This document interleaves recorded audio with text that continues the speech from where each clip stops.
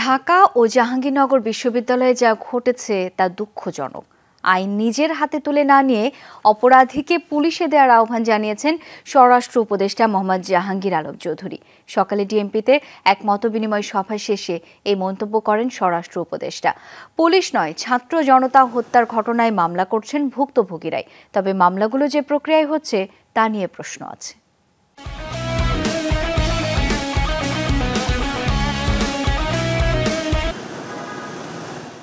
বৃহস্পতিবার সকালে Dhaka metropolitan police ডিএমপির সদর দপ্তরে আসেন স্বরাষ্ট্র উপদেষ্টা জাহাঙ্গীর আলম চৌধুরী। এ সময় পুলিশের ঊর্ধ্বতন কর্মকর্তাদের সাথে মতবিনিময় সভা করেন তিনি।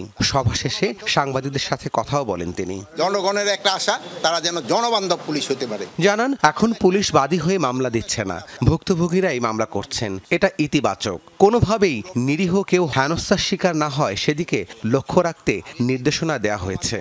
যারা এটা ড্রাফট করছে, ওই ধরেন কার কাছে যায় ড্রাফট করতে আপনারা জানেন, এটা কিন্তু আমার পুলিশের কাছে যাচ্ছে না, অন্যের কাছে যাচ্ছে, বলতে তারা এইভাবে সাজাই দিছে। তা আপনাদের কাছে আমার অনুরোধ, শুধু যারা দোষী তাদেরই নাম দেন, অন্য কারোর নাম দেন না। অন্য কাছে নাম দিলে এটা তদন্ত করতে সময়ও বেশি যাচ্ছে এবং অনেক সময় নিরীহ লোকও যেন হেনস্থা না হয়ে দিকে খেয়াল রাখতে। মব জাস্টিস প্রসঙ্গে উপদেষ্টা বলেন, আইন নিজের হাতে তুলে নেয়ার সুযোগ নেই। কেউ অপরাধী হলে তাকে বাহিনীর হাতে তুলে দিতে হবে। তারা তো সবচেয়ে শিক্ষিত, তাদের ক্ষেত্রেই সচেতন আসতে হবে।